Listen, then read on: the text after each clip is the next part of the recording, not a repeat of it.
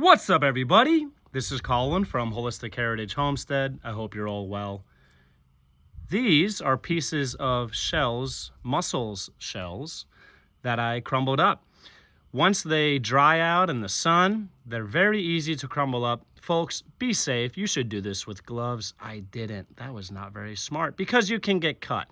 Now, why do I add things like that to our soil? I'm happy you asked. Number one, it really improves drainage, okay?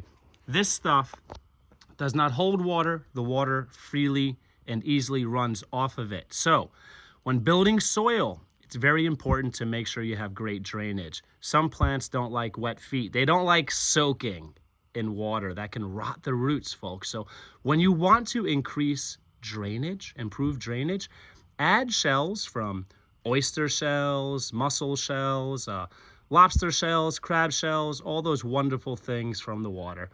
And number two, they contain lots of nutrients. That's right, lots of minerals in particular. And those minerals take a long time to become bioavailable nutrients to your soil, but it does happen over time, and it's excellent. So besides a lot of the commonly thought about minerals, it also contains trace minerals, okay, and lots of nutrients that people don't think about. When building soil, it's important to think about a diversity of nutrients. All right, so number one, drainage, improved drainage. Number two, nutrients, okay, very important to think about. And number three, texture and volume. Okay, I'll put those two together. So texture.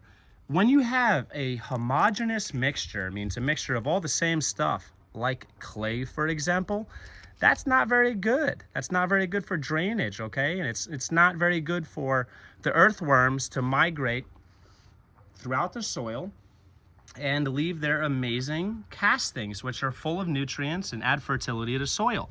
So you want to think about having a variety of textures in your soil. That's something I think that not a lot of content creators talk about, is texture when it comes to soil and compost as well.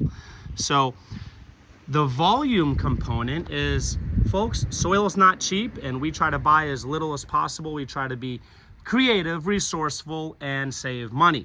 So by adding those aforementioned things that I had mentioned, what you can do is you're actually saving money because you're adding volume, kind of like a filler. Think of, in the culinary world, they add things as fillers just to take up space, okay?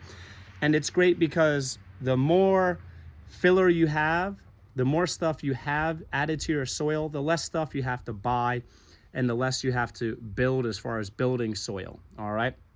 So improve drainage, number one. Number two, nutrients. And number three, I threw a couple together there, is the component of adding volume, okay, and adding a diversity of texture to your soil.